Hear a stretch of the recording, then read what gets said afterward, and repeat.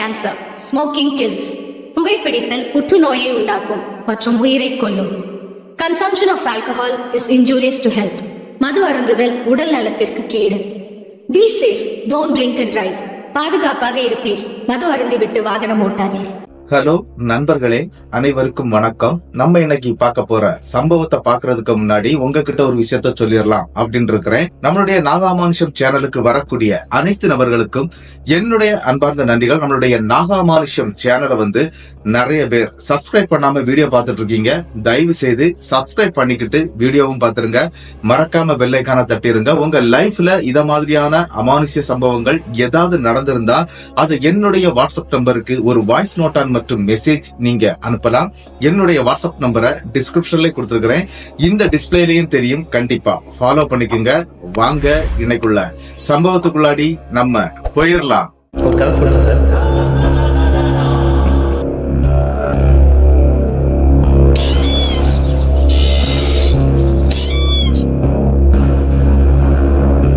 அதுல உனக்கு கதை கேட்டு பழகிடுச்சு, எனக்கு கதை சொல்லியே பழகிடுச்சு. நான் கதை சொல்றேன், நீ கேளு. இந்த சம்பவம் நடக்கக்கூடிய இடங்க, அதாவது தூத்துக்குடி மாவட்டத்திலிருந்து கிட்டத்தட்ட ஒரு 20 கிலோமீட்டர் சரௌண்டிங்க உள்ளாடி இருக்கக்கூடிய ஒரு அழகிய கிராமத்துல நடந்த சம்பவம் தாங்க. இந்த சம்பவத்தை நமக்கு அனுப்பியிருக்கிறது ஹரிகிருஷ்ணன் அப்படிங்கிறவர் தான். இந்த சம்பவத்தை நமக்கு அனுப்பியிருக்கிறாரு. அவருடைய லைஃப்ல ஒரு சின்ன இன்சிடென்ட் நடந்த ஒரு சின்ன சம்பவம்னு சொல்லலாங்க. ஆனா இதுல ஒரு பெரிய ஒரு மர்மமான கதையே இருக்குது. இந்த மர்மமான கதையை வந்து அவர் ஃபுல்லா கேட்டு ரிகவர் பண்ணிக்கிட்டு தாங்க நமக்கு அனுப்பியிருக்கிறாரு. கிட்டத்தட்ட 1990 காலகட்டத்துலதான் நம்மளுடைய ஹரிகிருஷ்ணனுக்கு இந்த சம்பவமே நடக்குது. ஹரிகிருஷ்ணனுக்கு அப்ப 20 வயசு தாங்க. நம்மளுடைய ஹரிகிருஷ்ணனுக்கு அப்பா அம்மா அதுக்கு பிறகு ஒரு தம்பி இருக்கிறாரு. அதன் பிறகு இவங்க என்ன பண்ணிட்டு இருக்காங்க அப்படின்னு பாத்தீங்கன்னா இந்த ஊறுகாய் பிசினஸ் தாங்க. அதாவது என்ன அப்படின்னா அந்த பாக்கெட்ல போட்டு அடைப்பாங்க, பாத்திருக்கீங்களா? சின்ன சின்ன பாக்கெட் பண்ணி அதை வந்து பெட்டி கடைகள்ல, அதாவது பொட்டி கடை இருக்கும் பாத்தீங்களா, அந்த கடைகள்ல வந்து தொங்க விட்டுருப்பாங்க. அந்த மாதிரியான பிசினஸ் தாங்க இவங்க குடும்பம் பண்ணிட்டு இருக்கிறாங்க. இவங்க அத்தைக்கு ஒரு மகனும் இருந்துட்டு இருக்கிறாங்க. அது சின்ன பையன் தாங்க, ஒரு 15 வயசு பையன் தான். இவருக்கு 20 வயசு, இவருடைய தம்பிக்கு 15 வயசு. இப்படி ஒரு குதூகலமான ஒரு குடும்பத்துக்குள்ள தாங்க இருந்துட்டு இருக்கிறாரு. என்ன அப்படின்னு பாத்தீங்கன்னா நம்மளுடைய ஹரிகிருஷ்ணன் வந்து ஐடி பண்ணிட்டு இருக்கிறாருங்க. அதாவது மெக்கானிக்கல் இன்ஜினியரிங் எடுத்து அவரு படிச்சுட்டு இருக்கிறாரு. அந்த காலகட்ட சூழ்நிலையில அவங்க ஊருக்குள்ளாடி பஸ் எதுவுமே வராதுங்க. அதாவது கிட்டத்தட்ட 1990 தாங்க இந்த சம்பவம் நடந்துட்டு இருக்குது. அதை கொஞ்சம் மனசுல வச்சுக்கிடுங்க. நிறைய பேர் கமாண்ட்ல வந்து கேள்வி கேட்கும் போது இந்த விஷயத்த மறந்துடுறாங்க. இப்ப இருக்கிறது மாதிரியே யோசிச்சுக்கிட்டு நிறைய பேர் கமாண்ட் பண்றாங்க. அதுக்காக தான் நான் இதை வந்து சொல்றேன். திருப்பி சொல்றது எதுக்காக தான், வேற ஒண்ணும் இல்ல. என்ன அப்படின்னு பாத்தீங்கன்னா அந்த 1990 காலகட்டத்துல இந்த மாதிரி அவங்க ஊருக்குள்ள பஸ் எல்லாம் வராதுங்க. அதாவது இவங்க மெயின் ரோட்டுக்கு போகணும் அப்படின்னா இவங்க ஊருக்குள்ள இருந்து கிட்டத்தட்ட 1.5 கிலோமீட்டர் நடக்கணுங்க. இன்னொரு மெயின் பாதை ஒண்ணு இருக்குதுங்க. அந்த வழியும் ஒரு 3 கிலோமீட்டர் தூரம் நடக்கணுங்க. அதனால என்ன அப்படின்னா அந்த 1.5 கிலோமீட்டர் தூரத்துல இருக்கக்கூடிய வழியில தான் நடந்து அந்த மெயின் ரோட்டுக்கு போய் பஸ் ஏறது. அதுக்கு பிறகு இவங்க வந்து அந்த காலேஜுக்கு போறதும் வாரதும் இது எல்லாமே நடந்துட்டு இருக்குங்க. ஆனா என்ன அப்படின்னா இந்த சிட்டி பக்கத்துல தாங்க தியேட்டர்கள் அமைஞ்சிருக்குது. அதாவது நிறைய தியேட்டர்கள் இருக்கிறதுனா இந்த சிட்டில தான் இருக்குது. அதுக்காக இவங்க ஒரு 7 கிலோமீட்டர் தூரம் போகணுங்க. இவர்களுடைய அந்த ஊருக்குள்ளாடி வந்து நல்ல ஒரு பணக்கார ஒரு பையன் இருக்கிறாங்க. அதாவது இவருடைய ஸ்டேஜ்ல இருக்கக்கூடிய பையன் தான். அந்த பையன்கிட்ட மட்டும் தாங்க பைக் இருக்குது. அந்த பைக்ல தாங்க அடிக்கடி சாயந்தர நேரம் ஆட்டம் பாக்குறதுக்காக, அதாவது சினிமா பாக்குறதுக்காக இவங்க போறது வழக்கங்க. போகும்போது ஒரே பைக்ல 3 பேர் 4 பேர் சேர்ந்து போறதுங்க. அந்த மாதிரி தாங்க அன்னைக்கும் நடக்குது. இவரும் அந்த வண்டியில ஏறி உட்கார்ந்துடுறாரு. இவங்க ஃபர்ஸ்ட் போயிடுறாங்க. சரின்னு சொல்லிக்கிட்டு படத்தை பார்த்துட்டு வந்துடலாம் அப்படின்னு சொல்லிட்டு போறாங்க. ஒரு 9 மணின்னு சொன்னா படம் விட்டுரும். அதுக்கு பிறகு இவங்க வீட்டுக்கு வந்துடலாம், ஒரு பிரச்சனை இல்லை. இது அடிக்கடி நடக்கக்கூடியது தாங்க. அன்னைக்கு என்ன நடந்துச்சு அப்படின்னு பாத்தீங்கன்னா கிட்டத்தட்ட ஒரு 9 மணி ஆகும்போது படம் விட்டுறதுங்க. இவங்களும் வெளியே வந்து நிக்கிறாங்க. அது ஒரு வெள்ளிக்கிழமை, ஒரு நிறைஞ்ச பௌர்ணமி இருக்கக்கூடிய ஒரு நள்ளிரவுங்க. அந்த நேரத்துல தாங்க வெளியே வந்து நிக்கிறாங்க. அந்த நேரத்துல அந்த இடத்துல போலீஸுக்காரங்களுடைய இந்த கெடுபிடி பயங்கரமா இருக்குதுங்க. அந்த வண்டியில 4 பேர் 5 பேர் இப்படிலாம் வருவாங்க இல்லையா? அது மட்டும் இல்லாம அந்த டைம்ல கூடுதல் ஹெல்மெட்டுக்கு பிடிக்க மாட்டாங்களா. இந்த மாதிரி விஷயங்களுக்கு தாங்க பிடிச்சு கேட்டுட்டே இருப்பாங்க. அதுல இந்த ஹெட்லைட் ஏரியால அது இதுன்னு சொல்லிட்டு நிறைய பிரச்சனைகள் போயிட்டு இருந்த ஒரு காலகட்டம் தாங்க. ஆனா என்ன நடந்துச்சு அப்படின்னு பாத்தீங்கன்னா பைக் வச்சிருக்கிறாரு இல்லையா, அவர் வந்து ஒரு விஷயத்த சொல்றாரு. என்ன அப்படின்னா போலீஸுக்காரங்க நிக்கிறாங்க, நாங்க 2 பேர் பைக்ல போறோம், அது ஒரு 1 கிலோமீட்டர் தாண்டி நிக்கிறோம், அதன் பிறகு நீங்க வாங்க நம்ம ஏறி போயிடலாம், அது வரைக்கும் நடந்து வாங்கடா அப்படின்னு சொல்லிக்கிட்டு அந்த நண்பர் வந்து 2 பேராட்டு பைக்ல போயிடுறாங்க. இவங்க 2 பேருமே நடந்த மேனிக்கு தாங்க அந்த இடத்துக்கு போயிட்டு இருக்காங்க. கிட்டத்தட்ட இவங்களுடைய ஊர்ல இருந்து ஒரு 7 கிலோமீட்டர் 8 கிலோமீட்டர் வருங்க. அவ்வளவு தூரத்துலதான் இந்த தியேட்டர் அமையப்பட்டிருக்குதுங்க. சரின்னு சொல்லிக்கிட்டு அந்த இடத்துல நம்மளுடைய ஹரிகிருஷ்ணன் என்ன பண்றாரு அப்படின்னா, சரி நம்ம பையன் நடந்து போயிருவோம்டா அப்படின்னு சொல்லி அந்த கூட இருக்கக்கூடிய இன்னொரு நண்பரை கூப்பிட்டுக்கிட்டு நடந்து வந்துகிட்டே இருக்கிறாருங்க. கிட்டத்தட்ட என்ன ஆகுது அப்படின்னு பாத்தீங்கன்னா, ஒரு கிலோமீட்டர்லாம் போகலைங்க, ஒரு 1/2 கிலோமீட்டர் தூரத்துல இவங்க அவங்களுக்காக வெயிட் பண்ணிட்டே நிக்கிறாங்க. எதுக்காக அப்படின்னா கூட்டிட்டு போயிடலாம் அப்படின்னு சொல்லி. அந்த நேரத்துல இவங்களும் அந்த இடத்துக்கு போய் சேர்றாங்க. சேரும்போது மூன்றாவதான நபர், அதாவது நம்மளுடைய ஹரிகிருஷ்ணன் பக்கத்துல இருக்கக்கூடிய அந்த நபர் ஏறி உட்கார்றாங்க. அந்த நேரத்துக்கு அந்த இடத்துல ஒரு ஜீப்ல போலீஸ்காரங்க வந்துடுறாங்க. வந்த உடனே இவங்க பயத்துல என்ன பண்றாங்க அப்படின்னா, பின்னால இருந்த நபர் வண்டி எடுறா அப்படின்னு சொன்னா வண்டியை ஸ்டார்ட் பண்ணிட்டு அவங்க வேகமா கிளப்பிடுறாங்க. ஆனா இங்க என்ன நடந்துச்சு அப்படின்னு பாத்தீங்கன்னா, ஹரிகிருஷ்ணன் ஏறவே இல்லைங்க, அதே இடத்துல நின்று இருக்கிறாரு. ஆனா இந்த 3 பேருக்கும் என்ன நடந்துச்சு அப்படின்னு பாத்தீங்கன்னா, இந்த 3 பேரையும் அந்த போலீஸுக்காரங்க ஜீப்லயே துரத்திட்டே போக ஆரம்பிச்சுட்டாங்க. அது மட்டும் இல்ல, அவங்க ஊருக்கு 2 வழி இருக்குது அப்படின்னு சொன்னேன் இல்லையா, இன்னொரு வழி வந்து ஒரு 3 கிலோமீட்டர் வரும், இந்த வழி வந்து ஒரு 1.5 கிலோமீட்டர் தூரம் தாங்க இருக்குது. ஆனா இந்த பசங்க என்ன பண்ணாங்க அப்படின்னா, இந்த 1.5 கிலோமீட்டர் தூரத்துக்கு உள்ளாடி போகாம அந்த 3 கிலோமீட்டர் தூரம் இருக்குது பாத்தீங்களா, அந்த வழியாக வேக வேகமா செல்ல ஆரம்பிச்சிட்டாங்க. அதன் பின்னாலேயே இந்த போலீஸ்காரங்களும் பின்னால விரட்ட ஆரம்பிச்சிட்டாங்க. இப்படி பிரச்சனை பெருசாயிட்டே போகுது. இவங்க வேக வேகமா வீட்டுக்குள்ள போய் காம்பவுண்ட ஓபன் பண்ணி வண்டியை உள்ள ஏத்தி வச்சுக்கிட்டு வண்டியை தெரியாத அளவுக்கு மறைச்சுக்கிட்டு அதே வீட்டுல, அதாவது இந்த பெரிய நண்பருடைய வீட்டிலே கொஞ்ச நேரம் பதுங்கி இருக்கிறாங்க. மணி வந்து ஒரு 10 மணி ஆயிருதுங்க.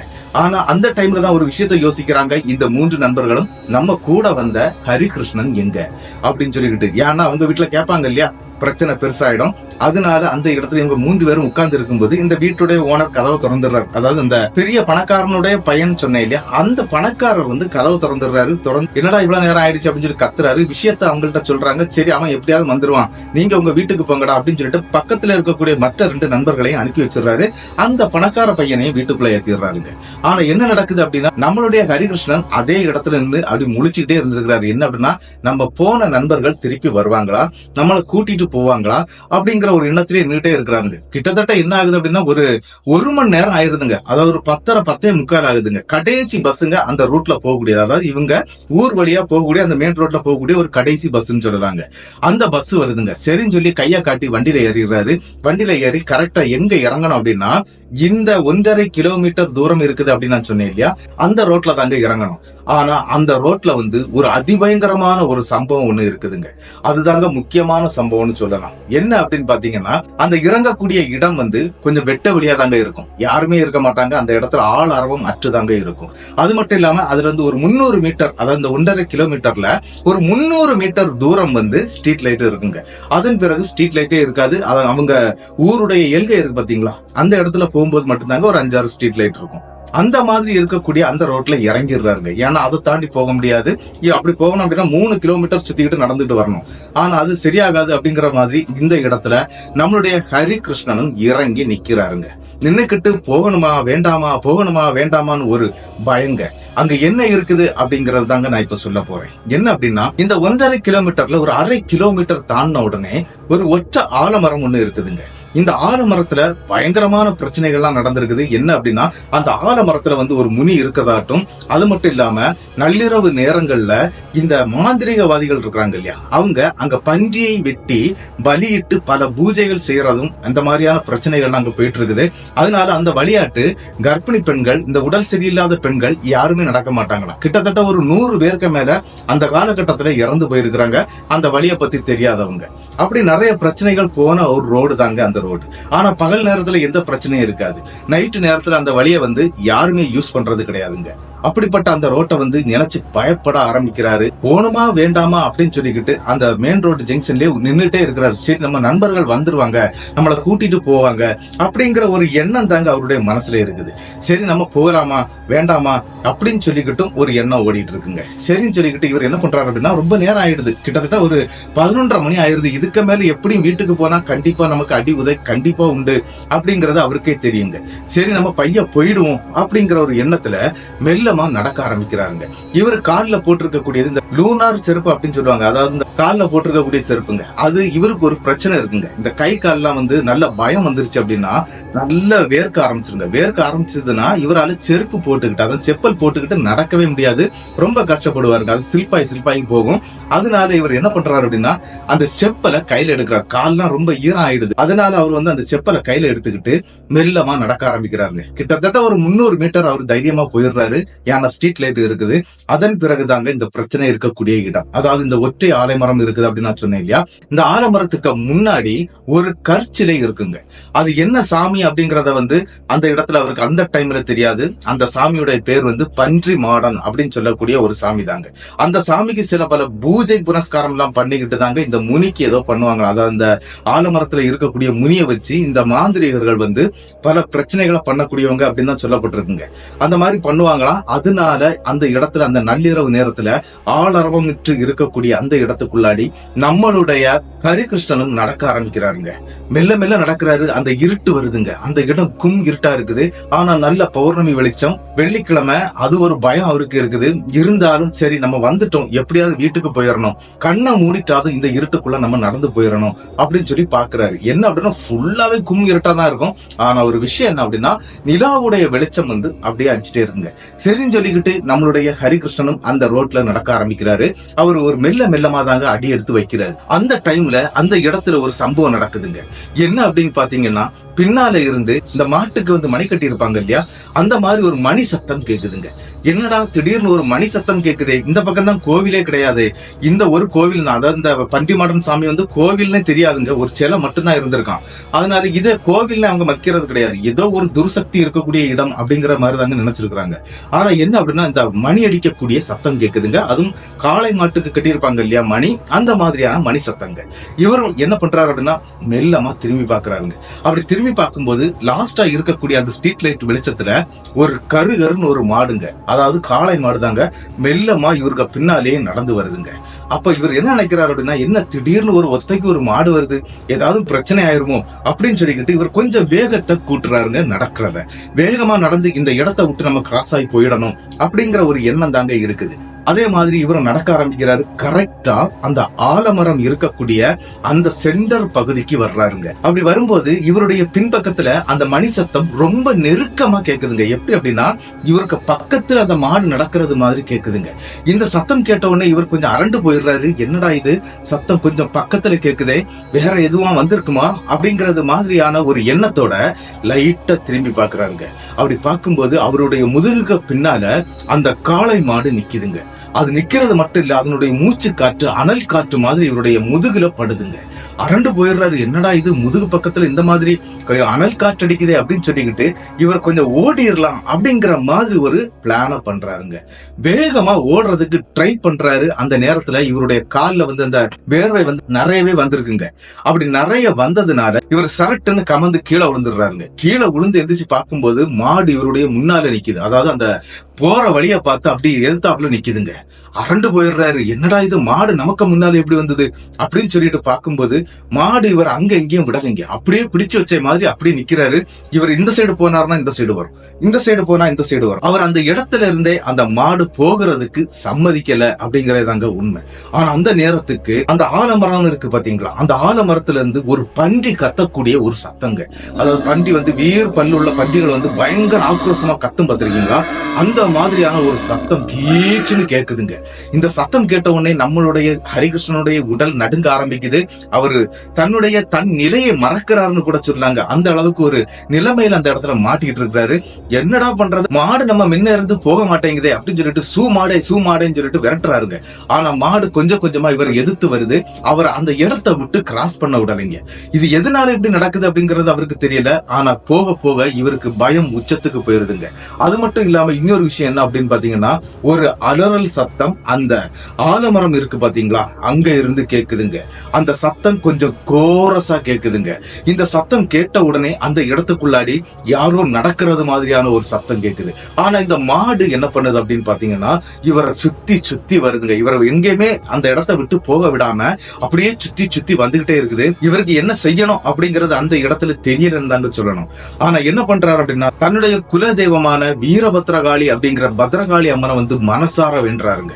வேண்டின அடுத்த செகண்ட் ஒரு சம்பவம் நடக்குது. என்ன அப்படின்னா அந்த பக்கத்துல இருக்கக்கூடிய ஆலமரத்துல இருந்து மறுபடியும் கதறக்கூடிய சத்தம் கேக்குதுங்க. அந்த சத்தம் எப்படி இருக்குது அப்படின்னா அந்த பன்றிய அறுத்தாங்கன்னா ஒரு சத்தம் போடும் பாத்திருக்கீங்களா, அந்த மாதிரியான ஒரு சத்தம் அங்க இருந்து வருதுங்க. அந்த சத்தத்தை கேட்ட உடனே நம்மளுடைய ஹரிகிருஷ்ணனுக்கு மறுபடியும் குலை நடுங்க ஆரம்பிச்சிருதுங்க. சரி இங்க இருந்து ஓடுறதுதான் நமக்கு பெட்டர் அப்படின்னு நினைச்ச ஹரிகிருஷ்ணன் அங்க இருந்து என்ன பண்றாரு அப்படின்னா வேகமா ஓட ஆரம்பிக்கிறாருங்க. அதாவது அவங்க கண்ணு முன்னாடி நம்ம நிக்க கூடாது, அந்த மாட்டுக்கிட்டே மாட்டக்கூடாது அப்படிங்கிற ஒரு எண்ணத்துல வேகமா ஓட ஆரம்பிக்கிறாரு. பின்னாலே இந்த மாடு ஓடி வருதுங்க. அது மட்டும் இல்லாம இவருடைய சைடு அவ்வளவுமே இந்த கருவேல காடுகள் மாதிரியான காடுகள் தாங்க நிறைஞ்சு போயிருக்குது. ஆனா என்ன அப்படின்னு பாத்தீங்கன்னா ஒன் சைடுல கொஞ்சம் கொஞ்சம் வயல்கள் இருக்குங்க. இந்த வயல்வெளி வரும்போது அந்த நிலாவுடைய வெளிச்சம் அந்த பக்கம் கரெக்டாவே தெரியுங்க. அந்த நேரத்துல தாங்க அந்த காட்டு பகுதிக்கு உள்ளாடி ஒரு பன்றி ஒன்று ஓடி வர்றத இவர் தத்ரூபமா பாக்குறாரு. இவருக்கு கூடவே அது ஓடி வருதுங்க. ஒரு சைடு பன்றி, பின்னால மாடு விரட்ட ஆரம்பிக்குதுங்க. ஓடுறாரு ஓடுறாரு ஓடுறாரு. அந்த 1 கிலோமீட்டர் தூரமும் இந்த மாதிரி கேப் வரக்கூடிய இடங்கள்ல அந்த பன்றியோட கண்களை பார்க்கும்போது சிவப்பு கலர்ல அப்படி லைட் மாதிரி எரியுதுங்க. அதே மாதிரி நம்மளுடைய ஹரிகிருஷ்ணனுடைய பின்னால வரக்கூடிய அந்த மாட்டுடைய கண்களும் அதே மாதிரி தாங்க இருந்திருக்குது. அதாவது சிவப்பு கலர்ல ரத்த கலர்ல அப்படி ஜொலிக்குதுங்க. இதையெல்லாம் பார்த்து பார்த்து ஓட ஆரம்பிச்சிடுறாரு. எங்க வந்துடுறாரு அப்படின்னா கரெக்டா அவங்க ஊருடைய அந்த எல்கைக்கு வந்துடுறாருங்க. அந்த எல்கையில ஒரு விஷயம் என்ன அப்படின்னு பாத்தீங்கன்னா ஒரு தாத்தா பாட்டியுடைய ஒரு சின்ன குடிசை ஃபர்ஸ்ட் இருக்குங்க. அதன் பிறகுதான் எல்கையை ஆரம்பிக்கும். அவங்க இந்த புறம்போக்குல வீடு கட்டி இருப்பாங்க இல்லையா, அந்த மாதிரி இருக்கக்கூடிய அந்த வீட்டுக்கு முன்னாடி வந்துடுறாங்க. அந்த வீட்டுல அந்த பாட்டியின் தாத்தாவும் தூங்குறங்க. வெளியே இருந்து மண்ணெண்ணெய் விளக்கு வச்சுக்கிட்டு இந்த மாதிரி ஏதோ கதை பேசிக்கிட்டே இருந்திருக்கிறாங்க. இதை பார்த்த உடனே அந்த தாத்தா பாட்டிக்கு முன்னாடி போய் உட்கார்ந்துடுறாருங்க நம்மளுடைய ஹரிகிருஷ்ணன். போய் உட்கார்ந்து தண்ணி தண்ணி தண்ணி கொடுங்க, எனக்கு தண்ணி கொடுங்க அப்படின்னு சொல்லி கேக்குறாருங்க. அதே மாதிரி அந்த தாத்தா பாட்டியும் கொஞ்சம் தண்ணியை கொடுக்குறாங்க. என்னப்பா ஆச்சு, ஏன்பா இந்த மாதிரி ஓடி வர்ற, உனக்கு என்ன பிரச்சனை அப்படிங்கறது மாதிரி எல்லாம் கேக்குறாங்க. சரின்னு சொல்லிக்கிட்டு அந்த இடத்துல நம்மளுடைய ஹரிகிருஷ்ணன் என்ன பண்றாரு அப்படின்னா இந்த சம்பவத்தை அப்படியே சொல்றாரு. இந்த மாதிரி என் பின்னாலேயே விரட்டிட்டு வந்துச்சு. இந்த டீப் லைட் வெளிச்சத்துக்கு வந்த பிறகுதான் அந்த ரெண்டையுமே நான் பார்க்கல. உங்களுக்கு ஏதாவது சத்தம் கேட்டுச்சா அப்படிங்கறது மாதிரி அந்த பெரியவர்கிட்டையும் அந்த பாட்டி கிட்டையும் கேக்குறாங்க. சரின்னு சொல்லிட்டு அந்த பாட்டி என்ன சொல்றாங்க, அப்படி எதுவுமே இந்த இடத்தை தாண்டி வராதுப்பா, அது வர்றதுக்கு எந்த வழியும் கிடையாது. இங்க இருந்து இடது பக்கத்துல, அதாவது அவங்க இருக்கக்கூடிய நேர ஆப்போசிட்ல ஒரு சிவ சுடலையுடைய ஒரு கோவில் ஒண்ணு அமையப்பட்டிருக்குது. பக்கத்திலேயே முத்தாரம்மன் கோயிலும் இருக்குதுங்க. அதனால அந்த கோவில் இருக்கிறதுனால எந்த பிரச்சனையும் இந்த மாதிரி வராதுப்பா. இந்த வழியை நீங்க நைட்டு நேரத்துல யூஸ் பண்ணவே கூடாது அப்படிங்கறது மாதிரி அந்த பாட்டியும் தாத்தாவும் எடுத்து சொல்றாங்க. சரின்னு சொல்லிக்கிட்டு அந்த இடத்துல உட்கார்ந்து அந்த பாட்டி தாத்தா சொல்லக்கூடிய விஷயங்களை கேட்க ஆரம்பிச்சிருக்கிறாரு. அந்த நேரத்துக்கு ஒரு சம்பவம் என்ன அப்படின்னா, இவரை காணல அப்படின்னு சொல்லிக்கிட்டு அவங்க அப்பா இருக்கிறாரு இல்லையா, நம்மளுடைய ஹரிகிருஷ்ணனுடைய அப்பா தேடிக்கிட்டு வர்றாருங்க அந்த இடத்துக்கு. கரெக்டா என்ட்ரன்ஸ்ல வரும்போது இவர் அந்த இடத்துல உட்கார்ந்து இருக்கிறத பார்த்த உடனே என்னடா ஆச்சு, ஏன்டா இவ்வளவு நேரம் அப்படி இப்படின்னு சொல்லி கத்த ஆரம்பிக்கிறாரு. விஷயங்கள் அனைத்தையும் எடுத்து சொன்னோடனே வா, நீ வீட்டுக்கு வா, உன்னை நான் பாத்துக்கிடுறேன் அப்படின்னு சொல்லிக்கிட்டு வீட்டுக்கும் கூட்டிட்டு போயிடுறாங்க நம்மளுடைய ஹரிகிருஷ்ணன். ஆனா ஹரிகிருஷ்ணன் வீட்டுக்கு போன உடனே இந்த நடந்த அனைத்து சம்பவங்களையும் எடுத்து சொல்லிடுறாரு. அப்பா இதுதான் நடந்துச்சு, அவங்க இப்படி விட்டுட்டு போன காரணம் முதல் எல்லாமே சொல்ல ஆரம்பிச்சிட்டாரு. சரி நாளைக்கு காலையில பாத்துக்கலாம், இப்ப சாப்பிட்டுட்டு தூங்குடா அப்படின்னு சொல்லிக்கிட்டு அவங்க அப்பாவும் சொல்லிடுறாரு. சரின்னு சொல்லிக்கிட்டு இவரு சாப்பிட்டுட்டு தூங்க ஆரம்பிச்சிட்டாங்க. மறுநாள் காலையில விடியுதுங்க. மற்ற 3 நண்பர்களையும் காலையிலே போய் பாத்துறாரு. ஏன்டா நீங்க எங்கடா போனீங்க அப்படின்னு சொல்லி கேட்கும்போது தாங்க அந்த இடத்துல அந்த நண்பர்கள் ஒரு விஷயத்த சொல்றாங்க. என்ன அப்படின்னா, இந்த மாதிரி போலீஸ்காரங்க இந்த இடத்தை விட்டே போகல, கிட்டத்தட்ட 10:30 மணி வரைக்கும் இங்கதான் இருந்தானுங்க, எப்படியாவது வந்துடலாம்னு சொல்லி நாங்க பிளான் பண்ணேன். ஆனா என்ன ஆயிட்டு அப்படின்னா எங்க அப்பா இந்த மாதிரி பண்ணிட்டாரு, எங்களை வீட்டை விட்டு வெளியே விடல, மற்ற 2 நண்பர்களையும் வீட்டுக்கு அனுப்பி வச்சுட்டாரு அப்படிங்கிற விஷயங்கள் அனைத்தையுமே அந்த இடத்துல அந்த நபரும் எடுத்து சொல்றாங்க. சரின்னு சொல்லிக்கிட்டு இதையும் கேட்டுட்டு நேர வீட்டுல நடந்த விஷயங்கள் அனைத்தையுமே சொல்லிடுறாங்க. இதனாலதான் அந்த பசங்க வரல, நான் இந்த மாதிரி மாட்டிக்கிட்டேன் அப்படிங்கிற விஷயங்கள் எல்லாம் சொல்லிடுறாங்க. சரிப்பா, இனிமேல் அந்த ரூட்டை நீங்க பயன்படுத்தக்கூடாது, நள்ளிரவு நேரம் இல்ல 6 மணிக்கு பிறகு நீங்க பயன்படுத்தவே கூடாது அப்படின்னு சொல்லிக்கிட்டு அங்க இருக்கக்கூடிய அவங்க அப்பா எல்லா விஷயத்தையுமே சொல்லி முடிக்கிறாருங்க. சரின்னு சொல்லிக்கிட்டு ஆனா அவருக்கான அடி கிடைக்கலைங்க. ஏதோ இந்த பிரச்சனைனால அவர் தப்பிக்கிட்டாரு அப்படிங்கறதாங்க உண்மை. ஆனா என்ன நடந்துச்சு அப்படின்னு பாத்தீங்கன்னா கிட்டத்தட்ட 2 நாள் போகுதுங்க. 2வது நாள்ல என்ன நடந்துச்சு அப்படின்னு பாத்தீங்கன்னா இவருக்கு பயங்கரமான கனவுகள் வர ஆரம்பிக்குதுங்க. அந்த கனவுல அந்த மாடு மற்றும் பன்றிங்க இது இவரை விரட்டிக்கிட்டே வர்றது மாதிரி தாங்க ஃபுல்லாவே கனவு வந்துகிட்டே இருக்குது. இவரால் தூங்கவே முடியல, ரொம்ப கஷ்டப்பட ஆரம்பிச்சிட்டாரு. அதன் பிறகு என்ன பண்றாரு அப்படின்னா, இது அம்மா கிட்ட எப்படியாவது சொல்லிடணும் அப்படின்னு சொல்லிக்கிட்டு அவங்க அம்மா கிட்ட இந்த விஷயத்தை எடுத்து சொல்லி அது அவங்க அப்பா காதுக்கு போய் அவங்க என்ன பண்றாங்க அப்படின்னா அவங்க ஊர்ல இருக்கக்கூடிய சிவசுடலை கோயிலுக்கு கூட்டிட்டு போய் இந்த மாதிரியான பிரச்சனை இருந்துகிட்டு இருக்குது அப்படின்னு சொல்லி அங்க இருக்கக்கூடிய பூசாரி கிட்ட விஷயங்களை எடுத்து சொன்ன உடனே அந்த பூசாரி என்ன பண்றாரு அப்படின்னா சரின்னு சொல்லிக்கிட்டு சில திருநூறுகள் அதுக்கு வேப்பிலை எல்லாம் அடிப்பாங்க இல்லையா, இந்த மாதிரி எல்லாம் பண்ணி அவருடைய கையில வந்து ஒரு கருப்பு நூல் கட்டப்படுதுங்க. இனிமேல் நீ அந்த ரூட்டு பக்கம் போகாத தம்பி, கிட்டத்தட்ட ஒரு 48 நாளைக்கு போகாத அப்படிங்கறது மாதிரி அந்த பூசாரின்னு சொல்லி அனுப்பிட்டாங்க. ஆனா அதுக்கு பிறகு இவருக்கு அந்த பிரச்சனையே வரலைங்க. இந்த மாதிரி கனவுல விரட்டுறது, இந்த மாதிரி பிரச்சனைகள் எதுவுமே வரலைங்க. ஆனா இந்த இடத்தை பத்தி தெரிஞ்சுக்கிடணும் அப்படின்னு சொல்லிக்கிட்டு ஒரு ஆர்வம் வருதுங்க நம்மளுடைய ஹரிகிருஷ்ணனுக்கு. என்ன அப்படின்னா, இந்த இடத்துல என்ன நடக்குது, இந்த இடத்துல ஏன் இதெல்லாம் பண்றாங்க இப்படிங்கிற ஒரு விஷயத்த நம்ம தெரிஞ்சுக்கிடணும். இது தெரியாம இருந்ததுன்னா நம்ம ஊருக்கே பிரச்சனை தான் அப்படிங்கறது மாதிரி நினைச்ச நம்மளுடைய ஹரிகிருஷ்ணன் என்ன பண்றாரு அப்படின்னா, அவருடைய நண்பர்கள் கிட்டத்தட்ட ஒரு 8-9 பேர் இருக்கிறாங்க. இவங்க கிட்ட எல்லாம் சொல்லி வைக்கிறாங்க, இந்த மாதிரி மாந்திரிகர்கள் யாராவது வர்றாங்களா போறாங்களா, இதெல்லாம் வந்து நம்ம கவனிக்கணும் அப்படிங்கறது மாதிரி எல்லாம் சொல்றாங்க. சரின்னு சொல்லிக்கிட்டு ஒரு நைட் வந்து இவங்க ஒரு பிளான் பண்றாங்க. என்ன அப்படின்னா, அந்த கோவில் பக்கம் நம்ம போறோம், எட்டி பார்த்துட்டு ஓடி வந்துடணும், வேற எதுவுமே செய்யக்கூடாது, நம்ம சேர்ந்துதான் போகணும், சேர்ந்துதான் வரணும் அப்படிங்கிற மாதிரி ஒரு பிளான் பண்றாங்க. அது நள்ளிரவு ஒரு 12 மணிக்கு போறது மாதிரி இவங்க பிளான் பண்ணிடுறாங்க. அதுல என்ன நடக்குது அப்படின்னு பாத்தீங்கன்னா, நம்மளுடைய ஹரிகிருஷ்ணன் தாங்க இதுல வந்து முக்கியத்துவமான ஒரு ஆளா இருந்துட்டு இருக்கிறாரு. இந்த கோவிலை போய் பார்க்கணும் நைட் நேரத்துல அப்படின்னு. எதனால இந்த முடிவுக்கு வந்தாங்க அப்படின்னு ஒரு கேள்வி நமக்கு இருக்கும் இல்லையா, இதுதாங்க நம்ம தெரிஞ்சுக்கிட வேண்டிய ஒரு சம்பவம். இவருக்கு நடந்த இந்த சம்பவத்தை வந்து ஆல்ரெடி பசங்க எல்லாத்துக்கிட்டையும் சொல்லிட்டாரு, இந்த மாதிரி நடந்துச்சுடா அப்படின்னு சொன்ன பிறகு யாருமே நம்பலைங்க. ஏன்னா இது ஒரு கட்டுக்கதை தான், இந்த இடத்துல நடந்துட்டு இருக்கிறது ஒரு கட்டுக்கதை தான். இதை வந்து ஊர் ஃபுல்லா பரப்பி வச்சிருக்காங்க, அதை வந்து எதுக்குடா நம்ம நம்பணும் அப்படிங்கிற ஒரு வார்த்தை வந்ததுனால இந்த ஒரு முடிவுக்கு நம்மளுடைய ஹரிகிருஷ்ணன் வந்திருக்கிறாரு, மற்ற நண்பர்களுக்கு கூட சேர்ந்துங்க. ஏன்னா அவங்க 9 மணிக்கெல்லாம் இந்த ரூட்ல 9-10 மணி அந்த மாதிரி எல்லாம் பைக்ல அங்க எங்கேயும் போயிட்டு வர்றதுலாம் வழக்கம் தாங்க. அதனால அந்த மாதிரி எதுவுமே நடந்தது இல்ல, இதெல்லாம் ஒரு கட்டுக்கதை அப்படிங்கிற மாதிரி சொன்னதுனால தாங்க இந்த முடிவுக்கு வந்துடுறாங்க. வந்த பிறகு சரி நம்ம இந்த நாள் இந்த டைம்ல நம்ம போகலாம் அப்படின்னு சொல்லி ஒரு செவ்வாய்க்கிழமையை சூஸ் பண்றாங்க. அன்னைக்கு நைட்டு அவங்க ஊருக்குள்ளாடி இந்த திரை கட்டி படம் போடுவாங்களாம். அதாவது திரை அப்படின்னு சொன்னா ஊருக்குள்ள ஏதாவது ஒரு விசேஷம் வந்ததுன்னா இந்த மாதிரி ஊருக்குள்ள படம் பாக்குறது ஒரு வழக்கங்க. ஒரு திரை கட்டி வச்சிருப்பாங்க, அதாவது ரோட்ல வந்து கிராஸ் பண்ணி ஒரு திரை கட்டி அதுல இருந்து படம் பாக்குறது ஒரு முன்னால இருந்த ஒரு பழக்கங்க அந்த காலகட்டத்துல. அந்த மாதிரி ஒரு எம்ஜிஆர் படம் ஓடிட்டு இருக்குதுங்க அந்த இடத்துல. அந்த டைம்ல தாங்க இவங்க 6-7 பேர், கிட்டத்தட்ட சொல்ல போனா ஒரு 9 பேர் போயிருக்கிறாங்க. அந்த இடத்தை போய் இன்னைக்கு நைட்டு நம்ம பார்க்கணும் அப்படின்னு சொல்லிக்கிட்டு போறாங்க. இவங்க கையில என்ன ஆயுதம் வச்சிருக்காங்க அப்படின்னா, தீப்பந்தங்கள் கொண்டு போகலாம் அப்படின்னு சொன்னா இந்த ஊர் மக்களுக்கு தெரிஞ்சிடும் அப்படின்னு சொல்லிக்கிட்டு அதை வேண்டான்னு வச்சுக்கிட்டு வீட்டுல இருக்கக்கூடிய டார்ச் லைட்டை எடுத்துட்டு தாங்க இந்த 9 நபர்களும் அந்த ஏரியாவை நோக்கி நடக்க ஆரம்பிக்கிறாங்க. கிட்டத்தட்ட அந்த ஏரியாக்குள்ளயும் போயிட்டாங்க. அதாவது உள்ள போகிறீங்க, அந்த ரோட்டு சைட்ல நின்று தாங்க எட்டி பாக்குறாங்க. ஆனா அந்த டைம்ல அவங்களுக்கு எதுவுமே தெரியல. அதாவது அங்க ஏதாவது பிரச்சனை இருக்குதா, இவர் சொன்னது உண்மைதானா அப்படிங்கறது மாதிரி எதுவுமே நடக்கலைங்க. இவங்களும் பாத்துக்கிட்டு கூட இருக்கவங்களே இதெல்லாம் ஒண்ணும் கிடையாதுடா, இதெல்லாம் ஒரு பிரச்சனையே இல்லாத ஒரு இடம் அப்படிங்கறது மாதிரி எல்லாம் பேச ஆரம்பிச்சிட்டாங்க. அதன் பிறகு என்ன நடக்குது அப்படின்னா, அந்த இருட்டுக்குள்ள இவங்க போயிட்டு ரிட்டர்ன் வரும்போது தாங்க இவங்களுக்கு பிரச்சனை ஸ்டார்ட் ஆகுது. என்ன அப்படின்னு பாத்தீங்கன்னா, மறுபடியும் பன்றி உருமக்கூடிய சத்தம் அதே ஆலமரத்துல இருந்து கேட்க ஆரம்பிக்குதுங்க. அது மட்டும் இல்லாம அந்த கழுத்துல மணி கட்டின மாதிரியான ஒரு காளை மாடு ஏற்றவும் அர்த்தத்துல இருக்கக்கூடிய அந்த ஸ்ட்ரீட் லைட் பக்கத்துல இருந்து நடந்து வர்றத பாக்குறாங்க. இவங்க ரிட்டர்ன் வீட்டுக்கு திரும்பும் போது பார்த்தா உண்டு, அண்ணா வருது பாருடா அப்படின்னு சொல்லிக்கிட்டு நம்மளுடைய ஹரிகிருஷ்ணன் சொல்ல இந்த நபர்கள் அனைவருமே அப்பந்தாங்க நம்புறாங்க. அங்க இருந்து ஓட்டம் பிடிக்க ஆரம்பிக்கிறாங்க. வந்தவங்க எந்த பக்கம் எப்படி ஓடுனாங்கன்னே தெரியல, அந்த மாதிரி ஓட்டம் பிடிக்கிறாங்க. அந்த ஓட்டத்துல ஒரு சம்பவம் என்ன அப்படின்னா, இந்த பன்றி இருக்கு பாத்தீங்களா, இந்த பன்றி அந்த காட்டுக்குள்ள ஓடி விரட்டி வந்திருக்குது. அதே மாதிரி பின்னால் இந்த மாடும் விரட்டிட்டே வந்திருக்குது.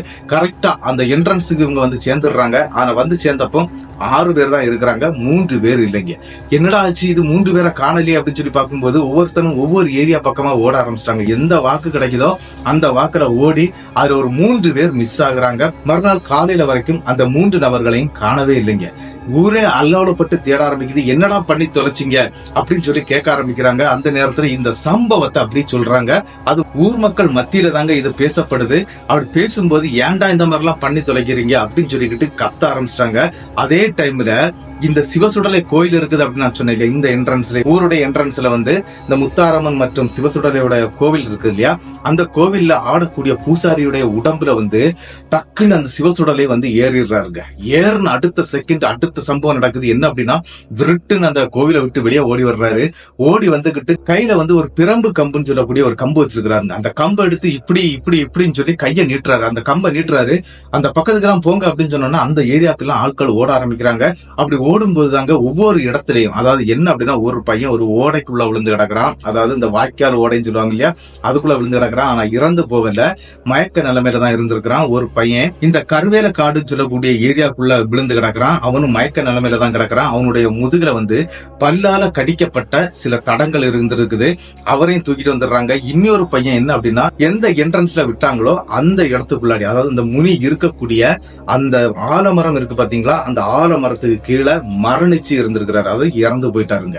அவருடைய பாடி அங்கிருந்து எடுக்கிறதுக்கு யாருமே போகிறதுக்கு தயாரா இல்ல. ஆனா அந்த சிவசுடலை என்ன பண்றாரு அப்படின்னா, நீங்க பயப்பட வேண்டிய தேவையே இல்லை, என் கூட வாங்க அப்படின்னு சொல்லிக்கிட்டு நேரா கூட்டிட்டு வந்திருக்கிறாரு. கிட்டத்தட்ட அந்த ஊரே திரண்டு அந்த இடத்துக்கு வந்திருக்குங்க.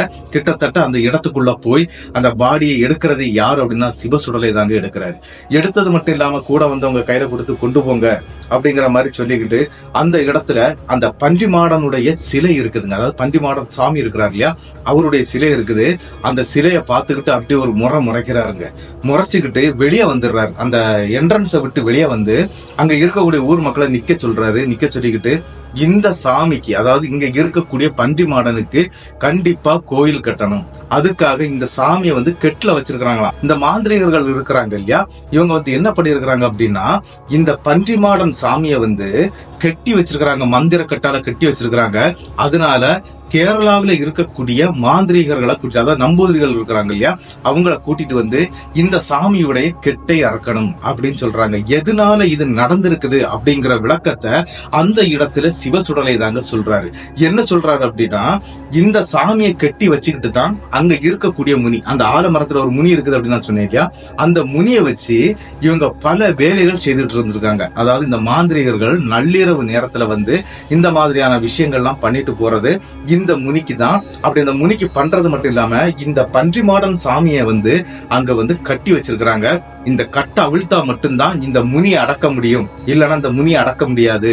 இந்த ஊருக்குள்ள இருக்கக்கூடிய நிறைய பேரை காப்பாத்துறதுக்கு முயற்சி பண்ணிட்டு இருக்கிறாரு இந்த பன்றி மாடன் சாமி அப்படிங்கிற விஷயத்தை எல்லாமே அங்க வந்த சிவசுடலை எடுத்து சொன்ன பிறகுதாங்க அங்க இருக்கவங்களுக்கே புரிஞ்சிருக்குது. ஓஹோ, இதனாலதான் இவ்வளவு பிரச்சனை நடந்திருக்குதா என்ன அப்படின்னு பாத்தீங்கன்னா, 1980 காலகட்டங்கள்ல அந்த ஆலமரத்துல இருக்கக்கூடிய முனி நிறைய பேரை பலி வாங்கியிருக்குங்க. அதாவது இந்த கர்ப்பிணி பெண்கள், அதுக்கப்புறம் இந்த தீட்டான பெண்கள் எல்லாம் போனாங்க அப்படின்னா அவங்க இறந்து போயிருவாங்க. எப்படி இறக்குறாங்கன்னே தெரியாது, ஒரு மாதிரி வக்காடு மாதிரி ஆயிடுவாங்களாம். அந்த இடத்துல ஒரு மாதிரி வலிப்பெல்லாம் ஏற்பட்டு உடல்ல இருக்கக்கூடிய நீர் சத்தெல்லாம் போய் அப்படியே ஒரு மாதிரி கருவாடு மாதிரி ஆகி இறந்து போயிருவாங்களாம்.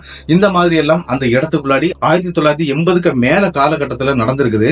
அதனால என்ன பண்ணாங்க அப்படின்னா, பன்றி மாடன் சாமியை வந்து அந்த இடத்துல வச்சிருக்கிறாங்க, இந்த முனி அடக்கிறதுக்காக அங்க வச்சிருந்திருக்காங்க. ஆனா இந்த மாந்திரீகர்கள் என்ன பண்ணிருக்கிறாங்க அப்படின்னா, இந்த பன்றி மாடன் சாமிக்கு ஆடக்கூடிய அந்த பூசாரி இருக்கிறார் இல்லையா, அவரை வந்து மந்திர கட்டால கட்டிட்டாங்க. அப்படி மந்திர கட்டால கட்டுனதுனால என்ன நடந்துச்சு அப்படின்னு பாத்தீங்கன்னா, இந்த இடத்துல பன்றி மாடன் சாமியால வேற யாருடைய உடம்புலயும் வர முடியாது, அந்த இடத்தை விட்டு அசைய முடியாது. இந்த மாதிரி பிரச்சனைகள் எல்லாம் மாட்டிக்கிட்டாரு. ஆனா அங்க இருக்கக்கூடிய இந்த முனி இருக்கு இல்லையா, இதுக்கு பன்றிகளை வந்து பலியிடுவாங்க. அந்த மாதிரி பலியிடும் போது அந்த பன்றியுடைய அந்த உடல் இருக்கு பாத்தீங்களா, அதை வந்து நம்மளுடைய பன்றி மாடன் சாமி தாங்க ஏத்துக்கிடுவாரு. அப்படி ஏத்துக்கிட்டு தாங்க அந்த உருவத்தை, அதாவது அந்த காட்டுக்குள்ள இந்த பசங்களை விரட்டி விடுறதுக்காகத்தான் அந்த பன்றி உருவம் எடுத்து வந்திருக்கிறாரு. ஆனா இந்த முனி என்ன பண்ணுது அப்படின்னா, காளை உருவம் எடுத்திருக்குங்க. காளை உருவம் எடுத்து இவங்களை அந்த ரோட்லயே விரட்டிட்டு வர்றதும் இவங்களை தாக்குறதும் இந்த மாதிரியான விஷயங்கள்லாம் நிறையவே அந்த மாதிரி அந்த காலகட்டத்திலே பண்ண ஆரம்பிச்சிருக்குங்க. இதெல்லாம் தெரிஞ்சுக்கிட்ட சில மாந்திரிகர்கள், அதாவது என்னன்னா நம்பூதிரிகள் இருக்கிறாங்க இல்லையா, அவங்க தாங்க இந்த பன்றி மாடன்ங்கிற அந்த சாமியை வந்து அந்த இடத்துல நிறுவி இருக்கிறாங்க. என்ன அப்படின்னா, அங்க இருக்கக்கூடிய அந்த கொடூர முனியை வந்து இந்த பன்றி மாடன் சாமியால தான் அடக்க முடியும் அப்படின்னு சொல்லி தாங்க நிறுவி இருக்கிறாங்க. ஆனா என்ன நடந்துச்சு அப்படின்னா, இந்த ஊர் மக்கள் வந்து இந்த இடத்துல திடீர்னு ஒரு செலவு வச்சாங்க, எல்லாம் செய்தாங்க.